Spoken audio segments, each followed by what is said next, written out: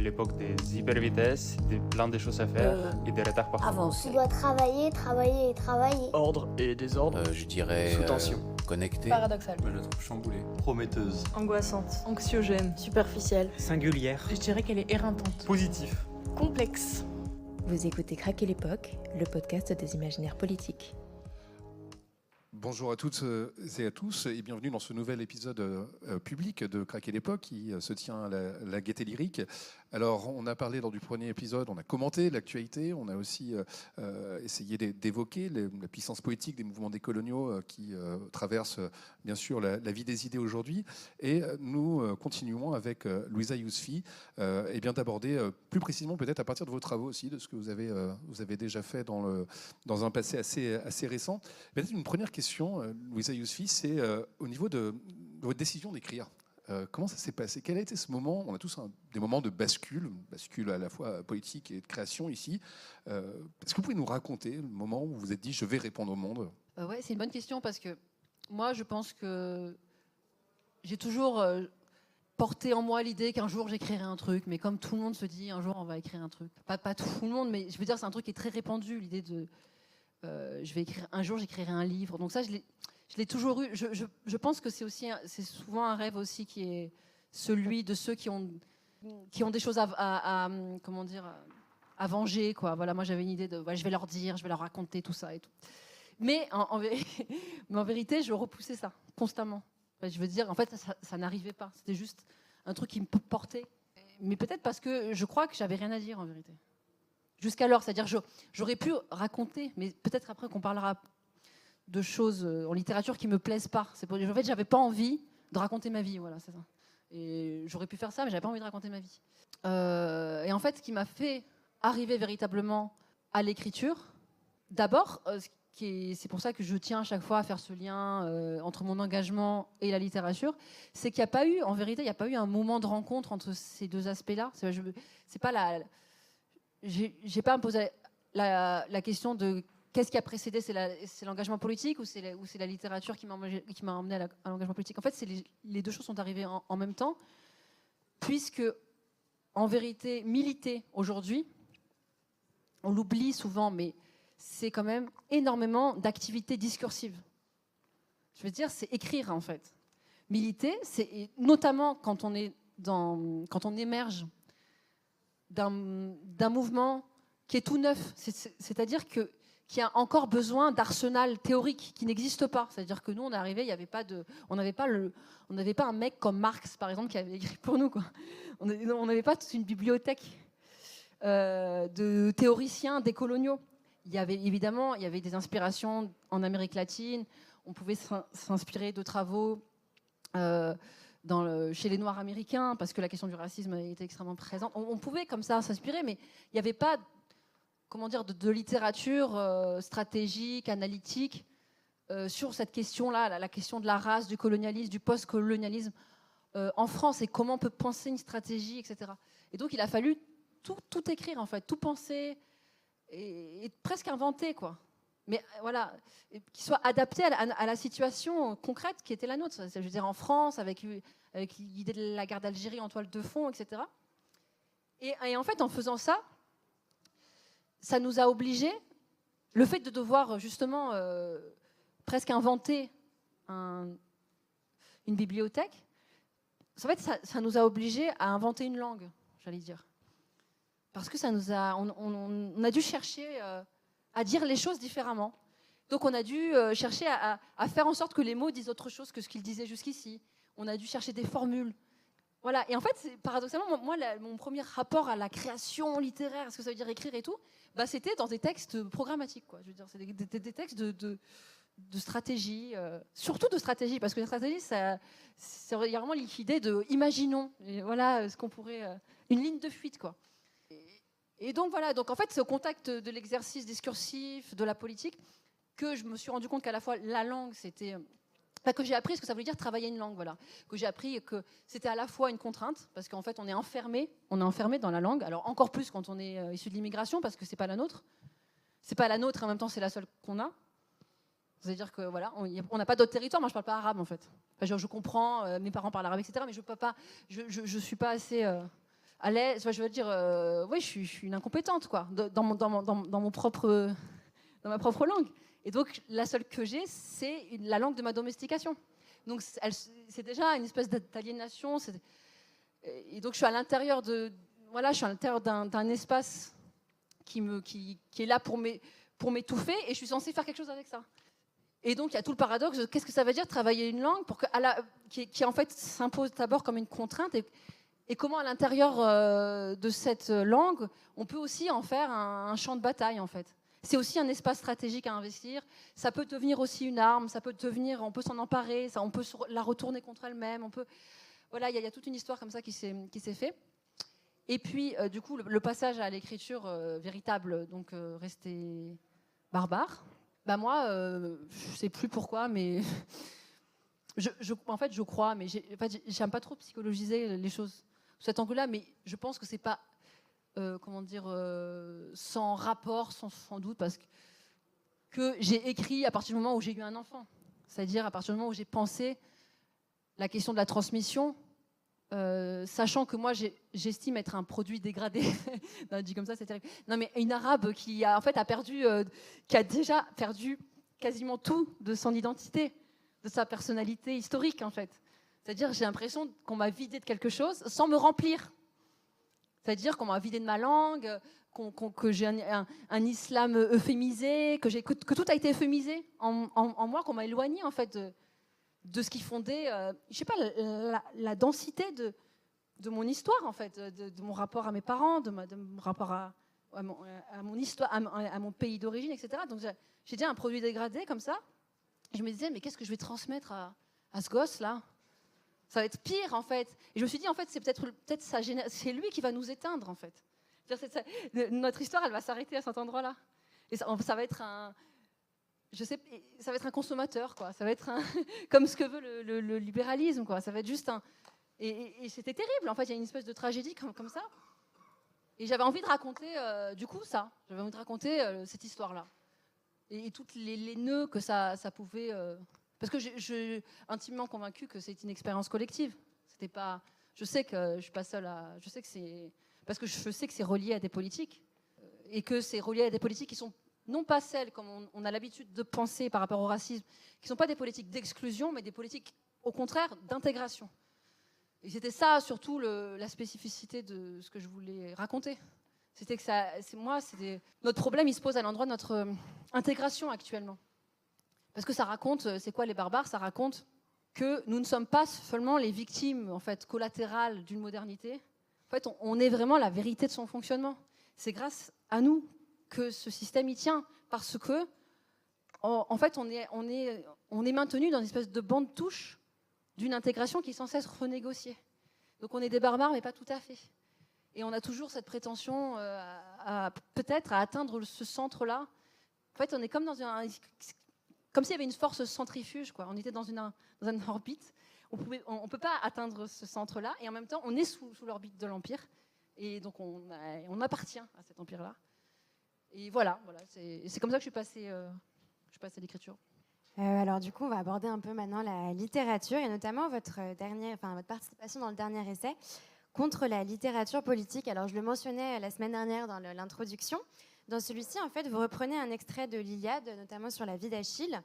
Et en fait, dans ce texte, vous, en filigrane, vous questionnez la place de l'écrivain dans les combats sociaux. Et vous terminez d'ailleurs votre texte en considérant finalement d'aller au front aux côtés des militants, des dominés. Et alors, il y a un passage que j'ai trouvé très beau, et je vais quand même lire un petit extrait. « Justice pour mon frère, justice et vérité. Tu la tiens, ton épopée, poète qui cherche son souffle, ne le cherche pas. Il te suffit d'égrener un à un du grand catalogue des Achéens les noms inoubliés qui peuplent le deuxième chant, surnommé le chant des bataillons. Je te l'apprends. Et des soldats tombés. Là, j'invente. Ça donnerait Wissam, Angelo, Adama, Babacar, Amadou, Amin, Adoulaye, Laoussine, Ali, Lamine, Naël et des pointillés. Déploie pour chacun l'heuristique funeste des événements. Prends bien la version des manifestants. Alors, Louisa Yousfi, est-ce que vous pouvez un petit peu me parler du coup de votre texte dans cet ouvrage et justement un peu de parler du geste politique en fait, que vous accomplissez dans cette écriture ? Bon, d'abord, ce qui a été commandé, parce que c'est un livre collectif pour lequel mon éditrice a réuni un certain nombre d'auteurs en nous disant écrivez, on va faire un livre sur la littérature politique, mais surtout contre la littérature politique, c'est-à-dire contre cette opération qui consiste à invoquer le politique à tout bout de champ, qui consiste à en faire une espèce de vitrine. Comment dire, voilà, c'est devenu presque un objet marketing. On sait qu'on vend plus, voilà. Mais qui, en fait, ce qu'on entend par politique dans ces cadres-là, ça veut dire on a traité un sujet, en fait. Genre là, c'est un livre sur ça, c'est un livre sur, je sais pas, les femmes de ménage, sur les prostituées. C'est des livres qui traitent de sujets et ils sont censés être politiques parce qu'ils traitent de sujets. Moi, je trouvais ça toujours intéressant. En plus, cette formule de traiter un sujet, parce que moi, ce que j'entends dans traiter, c'est traiter comme une maladie, quoi. Ça veut dire, on fait comme ça, on la neutralise, on va l'évacuer, quoi. Et du coup, mais alors, on nous a dit, mais faites ce que vous voulez. Moi, ça m'a beaucoup plu, parce que c'est pas du tout du discursif. Là, en fait, on a été réunis en tant qu'écrivain. On n'a pas été réunis en tant que théoricien de la littérature. Ça tombe bien, je suis pas du tout une théoricienne de la littérature, et j'ai pas du tout d'avis, en fait. J'ai pas un avis surplombant sur ce que doit être la littérature politique. Je sais pas. Je suis pas sûre. Je sais pas. Et ça m'intéresse pas. Et donc ça, c'est un truc qui m'a tout de suite emballé, qu'on me dise non, mais en fait, on veut que tu fasses en acte un truc, que tu écrives quelque chose qui te semble en acte, une écriture politique, mais en acte, voilà. Donc c'est d'ailleurs pour ça, mais tous les textes sont quasiment comme ça. C'est des opérations langagières, en fait, qui sont menées à différents niveaux. C'est même assez hétéroclite, en fait, en vérité. Et alors moi, pour être tout à fait honnête, je ne sais plus pourquoi j'ai choisi Achille. C'est vrai, je ne sais plus. Mais ce que je sais, en revanche, c'est que ce que je regrette à chaque fois dans les récits sur ma race, non mais sur les miens, quoi, c'est que c'est des petits récits, des petits trucs. C'est toujours la petite histoire. C'est toujours comment on appelle ça là, le trou de serrure, quoi. On regarde dans le trou de serrure, alors voilà ce qui se passe dans la chambre à coucher, dans nos familles, dans nos foyers. Et puis c'est toujours ça, nos familles, je sais pas quoi et tout. Et il n'y a jamais, on s'autorise pas beaucoup des formes littéraires qui soient, je sais pas, plus amples, plus folles aussi, parce qu'on est adossé à une langue qui est celle de la sociologie, qui est celle des sciences humaines, qui est du coup une langue extrêmement didactique, qui clarifie les enjeux, qui cherche à planir, en fait, dire voilà ce qui se passe. Mais du coup, moi, même je trouve suspect, parce que pour moi, c'est qui cherche à rassurer, en vérité. Donc on est des corps documentaires, là, et puis on nous dit, on raconte de nous, voilà, en fait, vous voyez comment ça fonctionne, les Arabes, ça fonctionne comme ça marche comme ça. Et je veux dire, c'est bienveillant, au sens où c'est toujours pour dire, en fait, ils sont comme nous, en fait, ils sont... Non, mais au final, c'est des gens tout à fait aimables, on n'est pas si différents, donc bon... Donc c'est toujours pour nous ramener en plus qui est, je veux dire, la référence à l'humanité, c'est toujours l'humanité qui la regarde, qui est toujours en face. Donc ils sont comme nous, voilà. Donc il y a toujours un truc de cet ordre-là, ce qui fait des petits récits. Et donc c'est vrai que ma préoccupation, quand j'écris, c'est essayer de repeupler ma langue d'une autre langue qui est celle qui nous contamine, qui me semble qui écrase tous les possibles. Et donc j'ai un réflexe qui est je vais chercher ailleurs. Je vais dans d'autres époques, dans d'autres endroits, dans d'autres pays, je ne sais pas, je vais chercher ailleurs. Là, il y a une évidence, ça veut dire je ne vais pas aller chercher bien loin, parce qu'en fait, c'est une culture, c'est presque, je ne sais pas, c'est la mythologie, gréco-latine en plus, c'est une littérature, j'allais dire scolaire, et en fait, c'est pas vrai, parce qu'en fait, je n'ai pas lu ça à l'école. Mais je sais que c'est des trucs que je lisais, que j'aimais beaucoup, parce que précisément, ça ouvrait, ça me semble être un truc qui ouvre et qui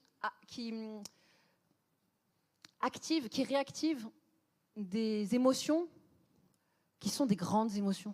Mais d'ailleurs, c'est pour ça, je veux dire, l'épopée, le lyrisme, les trucs comme ça, des trucs que nous, on ne s'autorise pas, parce que moi, je comprends que la littérature bourgeoise blanche, à un moment donné, elle s'est dit, il faut arrêter avec les grands récits comme ça, il faut faire des petits récits. Je veux dire, du point de vue des Blancs, je comprends.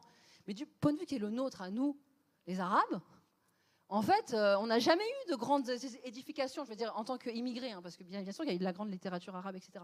Mais en tant qu'immigrés, on n'a jamais eu ce temple-là, cette grande culture. Et en fait, on en a besoin. Aujourd'hui, on a toujours eu des petits trucs, quoi.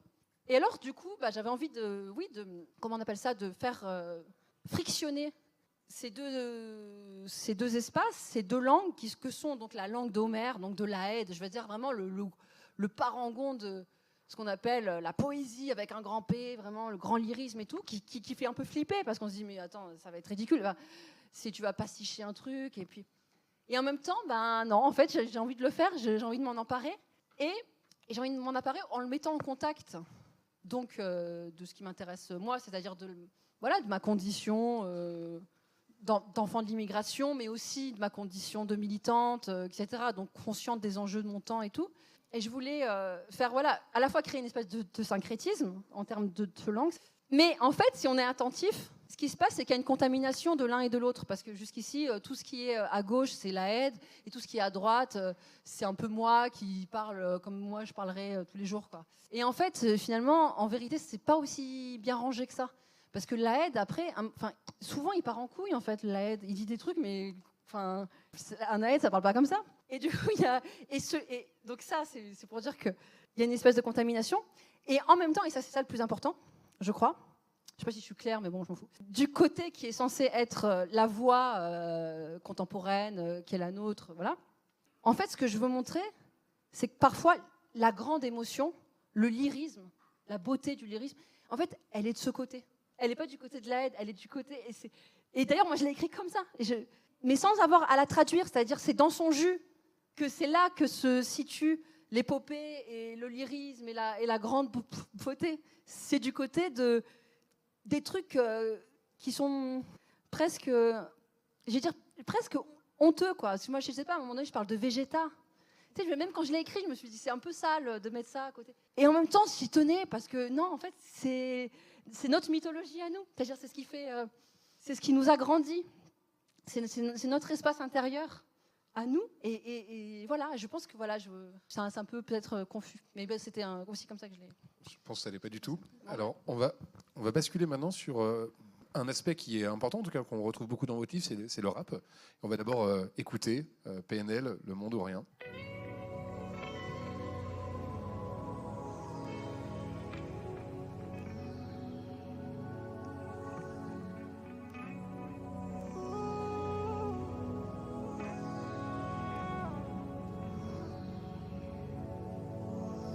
Je veux du L, je veux du V, je veux du G.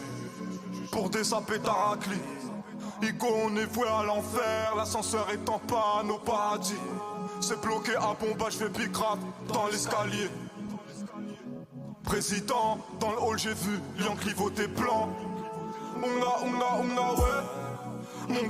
Mon gars, j'serre. Du taga AVR. En jaune ou en vert, nique sa mère. La famille a faim, pas le temps de raconter ma life, rêve de baliferme. Je veux pas de câlin, je suis qu'un glaçon sous string ficelle. Ah non mais oh, elle m'a pris pour qui pour Roméo. Non mais allô, je laisse trace pour trans au WC. En LV totalement pété. Je rentre, coque dans les poches. Quand petit frère pas à l'école, j'suis dans ma bulle. Oh shit, le shit, bulle, censure bulle, oh là là, dégage ton boule, oh shit, ton mal, mon bien, ouais, pour les miens, ouais, le monde ou rien, moi ça me convient. Ouais.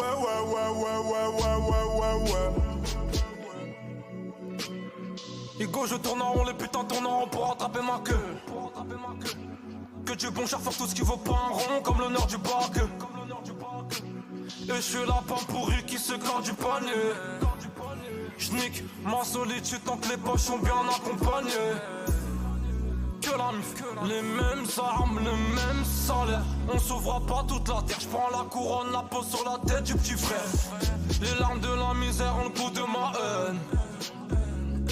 À bout de souffle, ma haine me redonne de l'oxygène. Faut pas t'en faire, Tico, relève la tête, la misère m'emmène en balade. Remballe ton échelle au fond du trou, j'empile mes péchés, j'escalade. Et rien ne change comme le bruit du giro. J'suis plus Savastano que Chiro. Et j'préfère m'éteindre plutôt que de briller dans l'ombre de ces bâtards, le monde Chico. J'suis dans ma bulle. Oh shit, le shit. Bulle. Sang sur le pull. Oh là là, dégage ton boule. Oh shit, ton mal, mon bien. Ouais, pour les miens. Ouais, le monde ou rien. Ouais, moi ça me convient. Ouais.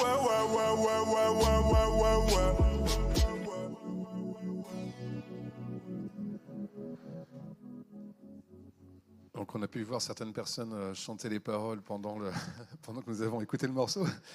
Louisa Yousfi, pourquoi vous avez choisi ce morceau qui est évidemment un morceau très important qu'on a beaucoup entendu, c'est ce que j'essayais de dire tout à l'heure, dans les rues en 2016 pendant la loi travail. C'était même devenu un des chants principaux. Ce morceau, je veux dire, j'aurais pu choisir un autre morceau de PNL. C'est simplement que celui-ci, c'est celui qui les a vraiment fait percer, quoi, comme on dit. Ça fait connaître au grand public et qui les a fait sortir du sectarisme revendiqué qui est le leur, quoi, qui est QLF, et donc on fait de la musique que pour les nôtres. En fait, c'est le moment où ça a été un tel succès que maintenant c'est le morceau préféré, je sais pas, dans le 16e arrondissement, quoi. Non, mais ça a tellement été, voilà. Ça, bon, moi je considère que c'est bien. Je veux dire, il n'y a pas de problème avec ça. Hein. Mais donc, en fait, c'est drôle parce qu'en écoutant, je relisais Brecht. Alors, je vais faire un putain de parallèle que je pense que personne n'a osé. Mais Brecht, PNL, quoi. Parce qu'en fait, c'est la même chose qui est en jeu. Je vous dis ça comme ça.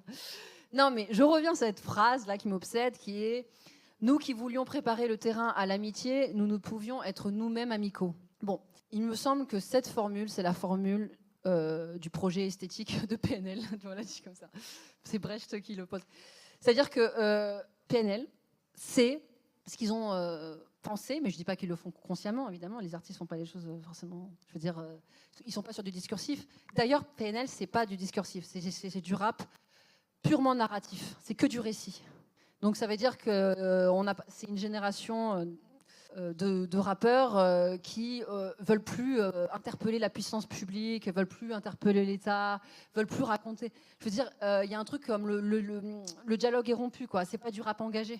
C'est-à-dire qu'ils ont plus cet espoir que les choses changent. Voilà, il faut mobiliser les consciences, etc. Ça dit quand même quelque chose de l'époque. Moi, c'est ce que je situe dans le rap post-2005. Il me semble que c'est à partir de 2005 que l'hégémonie du rap a cessé d'être... je veux dire, c'est tourné vers quelque chose de plus narratif et plus tourné vers soi, tourné vers le quartier. C'est maintenant, on raconte nos vies à nous, entre nous, et en fait, on s'en bat les couilles de ce qui se passe dehors. Il ne faut plus les calculer, en fait. Il ne faut plus les caler les autres parce qu'en fait, ils ne comprennent pas. Et on les croit plus, ils ne nous croient plus, c'est fini. Le dialogue est rompu. Donc, c'est la fin de l'illusion intégrationniste, etc. Et donc, le rap a suivi ça. Et en fait, PNL, ce qui me plaît particulièrement, ce qui m'a frappé, c'est que, bon, déjà, ils ont une vraie proposition artistique. C'est-à-dire, je sais pas, quand ils sont arrivés, c'était une monstruosité, quoi. En fait, on savait pas s'il fallait aimer ou pas. On était là, mais c'est quoi ces gars, en fait c'est quoi cette dégaine? Pourquoi ils ont les cheveux lissés? Pourquoi ils font de la musique qui est à la fois viriliste, enfin, extrêmement sauvage, un côté où on revendique le fait d'être des bêtes, un côté comme ça, donc vraiment rester barbare pour le coup. Bon, on est des bêtes, on fait des cris d'animaux, on a une langue complètement démolie, mais voilà, on est content. Et en même temps, un truc, j'allais dire, presque impudique.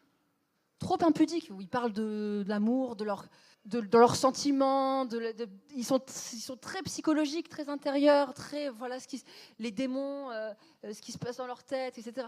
Et ça c'est normalement c'est l'expression d'une vulnérabilité en fait, d'une fragilité que dans le rap on s'autorise peu, parce que les mecs de quartier s'autorisaient ça veut dire se faire bouffer tout de suite.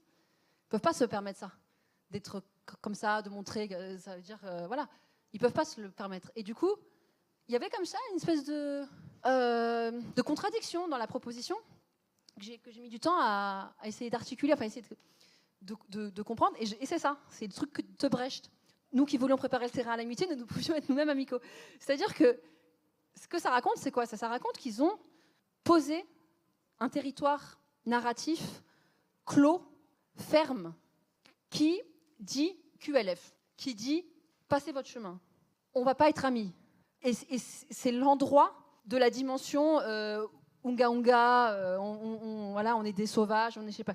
C'est l'endroit de l'affirmation de la barbarie, au sens où moi je l'entendais quand je faisais le parallèle avec les cannibales, les Jivaros, parce qu'il y a cette histoire des cannibales à l'époque des premiers missionnaires qui avaient exagéré leurs mœurs meurtrières, leurs mœurs où soi-disant ils se bouffaient entre eux, pour en fait maintenir à distance les colonisateurs. Parce qu'ils avaient entendu, ils avaient prêté l'oreille à ce qu'on disait d'eux, on disait ah c'est des cannibales et tout, et du coup comme ils avaient entendu ça, ils avaient compris que ce qu'il fallait entendre c'était que c'est la peur ultime des colonisateurs, et que du coup il fallait jouer là-dessus, et que du coup il fallait se l'approprier. Il fallait dire oui c'est ça, nous on bouffe, oui on vous bouffe en fait. Si vous venez on vous bouffe. Et ça, bon, et l'histoire dit, je ne sais pas si c'est exact, mais je sais qu'il y a des anthropologues qui disent que ça les a quand même maintenus plus longtemps à l'abri de ces colonisateurs que d'autres peuples indigènes, quoi. Et donc là, c'était une stratégie qui me semblait un peu la même, quoi, qui consiste à dire, voilà, on est des bêtes sauvages. Vous avez raison. Et c'est vrai que notre langue, on comprend rien. Ça veut rien dire, si vous voulez. Ça veut rien dire. Et donc ça, c'est le premier instant. C'est donc nous pouvions être nous-mêmes amicaux, parce qu'en vérité, être amicaux pour eux, ça voudrait dire se faire bouffer. Ça veut dire se faire bouffer par la bête intégrationniste, quoi. Mais le projet s'arrête pas là chez PNL. C'est-à-dire que ils font ça. Pourquoi ? Ils font ça une fois qu'ils ont sécurisé cet endroit-là, qu'on a bien compris que c'était pas des vendus, en fait, que c'est pas des bouffons. C'est ça. Et en fait, ils ont bien dit, on n'est pas des bouffons, en fait. Une fois qu'on a compris ça, que tout le monde a compris, que les nôtres on a compris, que les blancs ils ont compris, tout le monde a compris, ils peuvent se permettre ensuite de se raconter en humain. C'est pour ça que je dis, se raconter en barbare est une façon paradoxale de se raconter en humain. C'est-à-dire que maintenant que tout est sécurisé, ils peuvent dire des trucs qu'ils n'auraient jamais pu dire. Ils peuvent se permettre cette impudeur-là, de te dire à quel point ils s'aiment les uns les autres, de te dire à quel point ils ont mal.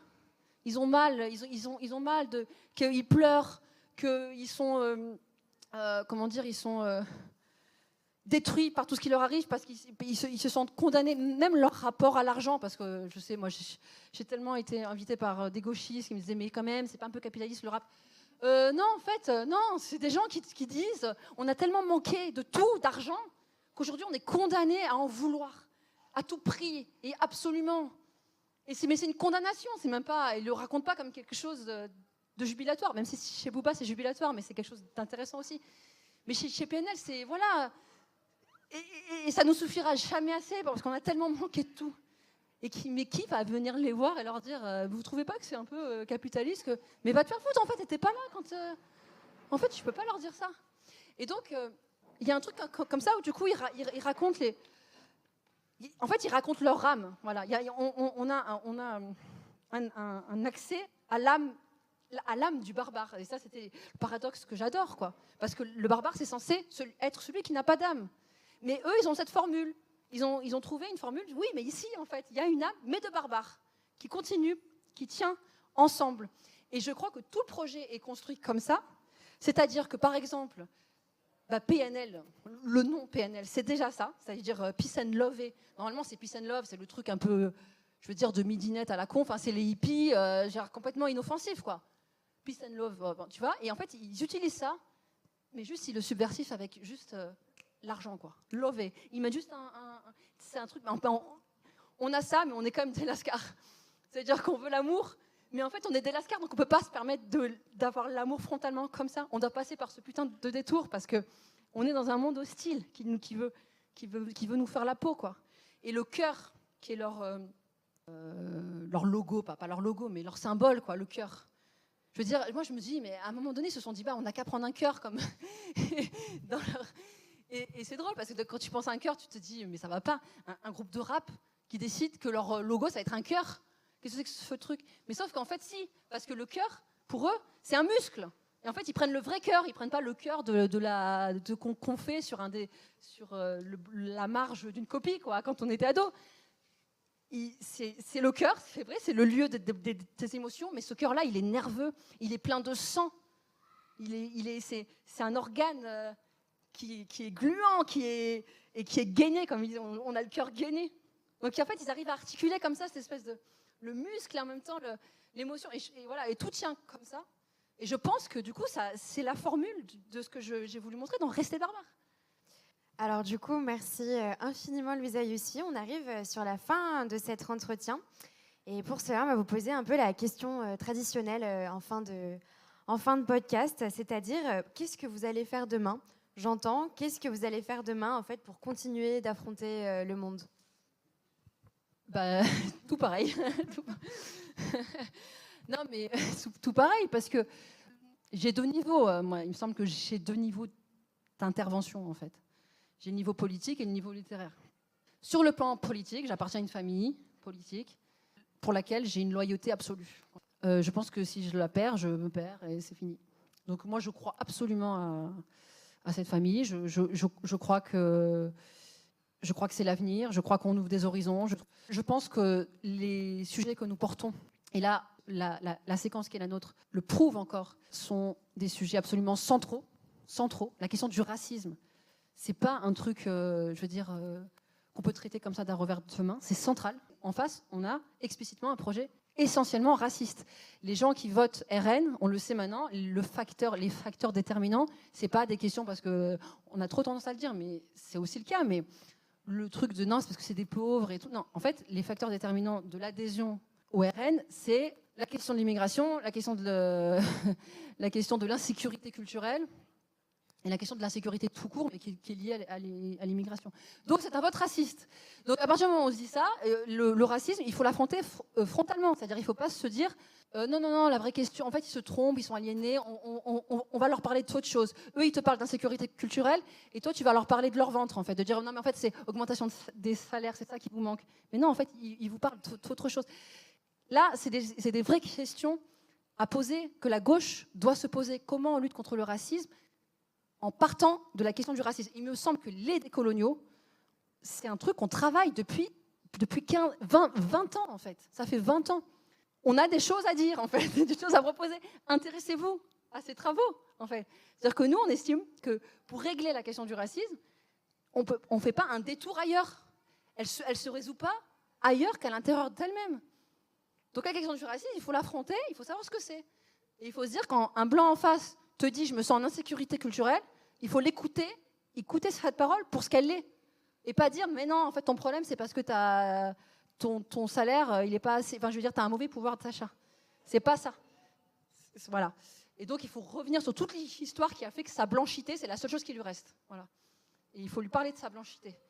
Bon, donc je disais que moi, je vais rester absolument engagée dans ce territoire-là, parce qu'il me semble que c'est un territoire qui, paradoxalement, puisqu'il est menacé de plus en plus par une hégémonie raciste, et ben paradoxalement, il devient la solution, en fait. Mais la solution pour tous, en fait. Pas que pour nous, pas que pour les comment on dit, les racisés, moi j'aime pas l'expression, mais pour les Noirs et les Arabes.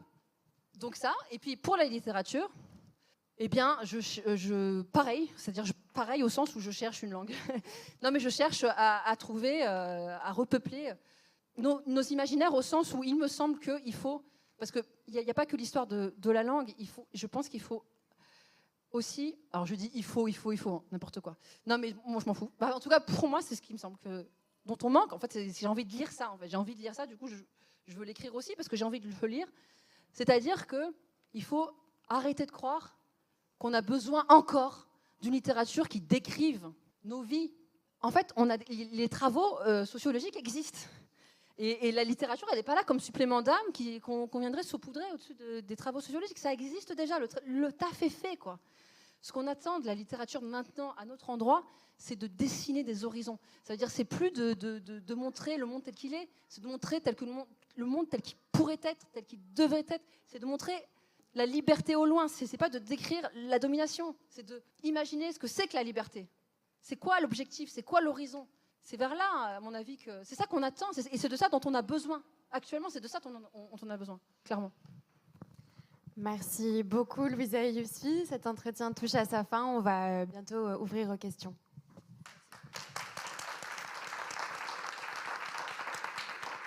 Craquer l'époque est un podcast produit par Radio Radio en partenariat avec Collatéral. Cet épisode a été enregistré à la Gaîté Lyrique et il est réalisé par Emma Chignara et Romain Huette. Rendez-vous à la rentrée avec de nouveaux invités pour questionner l'époque dans laquelle nous nous trouvons.